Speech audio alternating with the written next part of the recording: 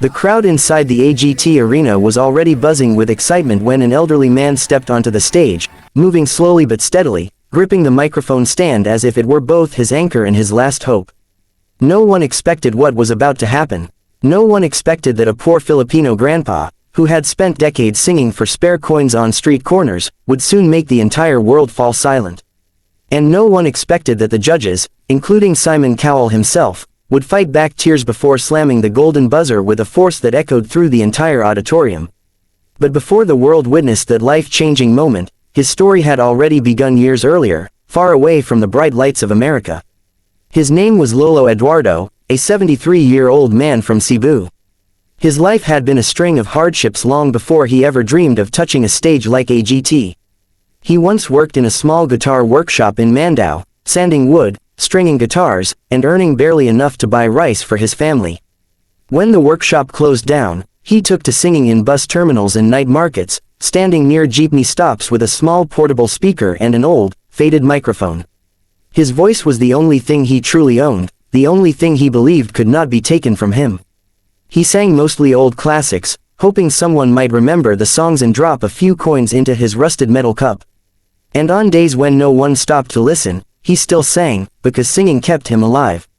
His wife, Maria, had fallen ill years ago, and treatment was too expensive. Eduardo worked harder, singing longer hours, but he could not save her. After she passed away, the world felt unbearably heavy.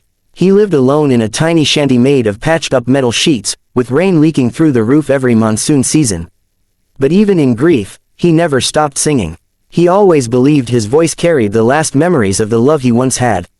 He whispered promises to the empty room every night, promising he would someday sing on a real stage, with real lights, where someone would finally listen without rushing past him.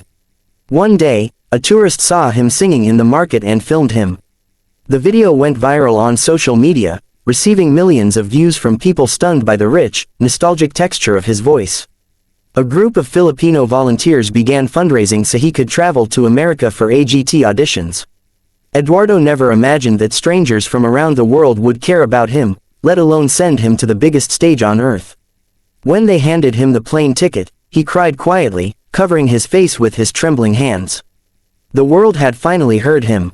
Now he just needed to stand in front of the judges and prove that he deserved that moment. When he walked onto the AGT stage, the audience saw a frail man wearing a neatly ironed shirt that had clearly been used for many years. The collar was worn out, and the color was slightly faded, but he looked proud. He stood straight under the blinding lights, his eyes scanning the enormous venue.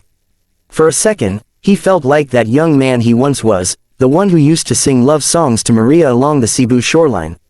He inhaled deeply, reminding himself that this was his moment now. Simon leaned forward and asked him where he was from. Eduardo explained that he was from the Philippines and that he had come to sing a song very special to him. When Simon asked what he would be performing, Eduardo smiled, raised the microphone slightly, and said softly, "Hotel California." A ripple of surprised excitement moved through the crowd.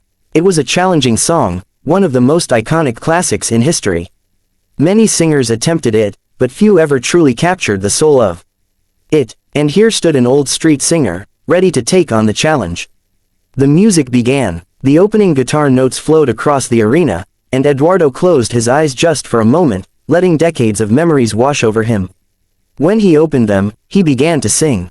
His voice was deep but gentle, weathered but powerful, cracked in the most beautiful way that only life's hardest years could create.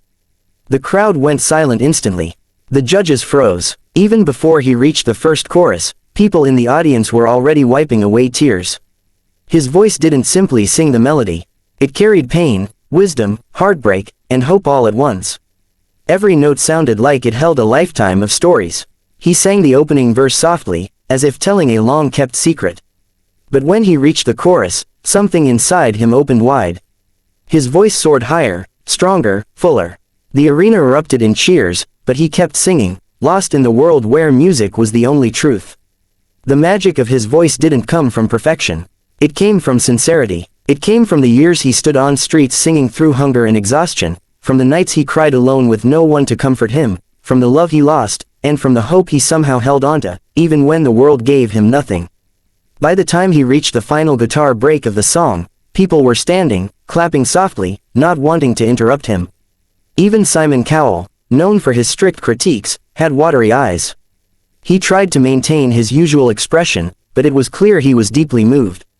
When the last note left Eduardo's lips, the arena exploded. A thunder of applause, cheers, screams. Cameras zoomed in on his face, capturing his disbelief. He had never heard applause like that before. He had never felt love so loud. His hands trembled as he held the microphone, and for a moment, he couldn't stop the tears that began sliding down his wrinkled cheeks. Sofia Vergara stood first, clapping with admiration. Heidi followed, wiping tears. Howie covered his mouth as he whispered something emotional to himself. And then everyone looked at Simon. Simon leaned into the microphone and spoke softly, with a voice that cracked just enough to reveal his emotion. He said that sometimes, once in a blue moon, someone walks onto the stage not just to sing, but to remind the world what music is supposed to feel like. He told Eduardo that he didn't just perform a song. He lived it, and then Simon stood up. Before Eduardo could even fully process what was happening, Simon slammed the golden buzzer with both hands.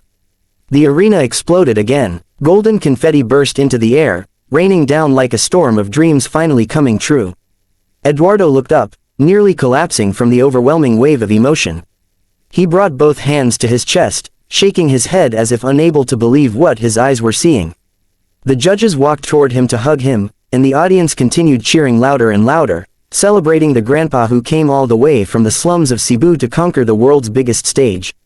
Later backstage, he sat on a small stool as the golden confetti stuck to his hair and shoulders. Producers asked him how he felt, and he said he didn't have words. He said he felt like the world finally heard him, like all the nights and days he spent singing alone had finally led to something beautiful. He said he wished his wife could have seen this moment. He looked into the camera and whispered that the golden buzzer wasn't just for him. It was for everyone who ever felt invisible. It was for every poor singer on the street who dreamed but never had the chance. He said he hoped they would continue singing too. During the next round of the competition, Eduardo was asked about his journey. He told the judges that after his wife passed away, he felt like he lost the reason to keep going. But music kept him alive. Singing Hotel California became his way of remembering her, because they used to listen to it together when they were young. Every line of the song reminded him of a different moment with her. When he sang the line "Such a Lovely Place," he always imagined her smile. When he sang "Welcome to the Hotel California," he imagined the nights they danced barefoot in their small home, laughing at life despite being poor. That song was not just a performance for him. It was a life. His story spread across the world. Millions watched his audition on social media, and many people donated money to help him fix his home back in the Philippines.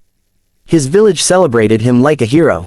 Children who once passed by him without listening now played guitars and tried to imitate his voice, laughing with joy. Vendors at the market set up small speakers to play his audition repeatedly throughout the day. People from other islands traveled just to meet him, shake his hand, and thank him for inspiring them. During the semifinals, Eduardo chose another classic, but the audience begged for him to sing Hotel California again. He smiled and said he would save it for one final moment if he ever reached the finale. And he did. On the night of the grand finale, the lights dimmed, and the arena went silent. Eduardo walked out, wearing a simple black suit given to him by a sponsor who had been touched by his story.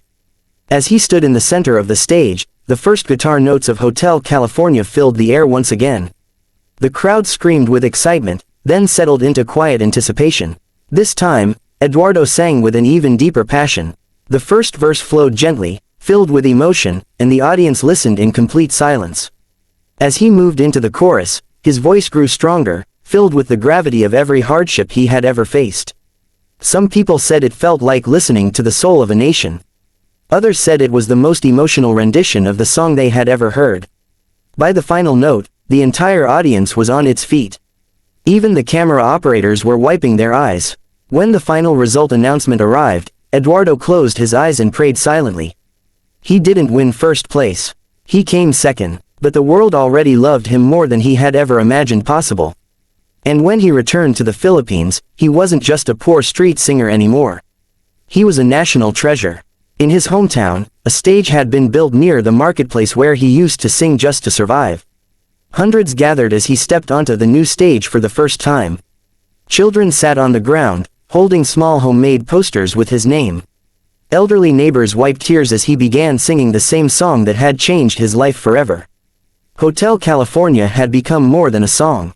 It had become a symbol of resilience, hope, and the beauty of dreams that seem impossible until the moment they come true. And for Eduardo, it became the melody of a life reborn.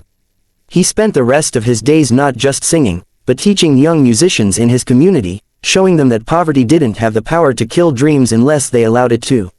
He told them that he once had nothing but a voice and hope, and that was enough to carry him across the world and onto the biggest stage on earth. Whenever people asked him what he felt the moment the golden confetti fell on him, he always smiled and said the same words, "It felt like God opened the sky." And every time he said those words, he looked up, as if seeing his wife smiling back at him from somewhere beyond the lights.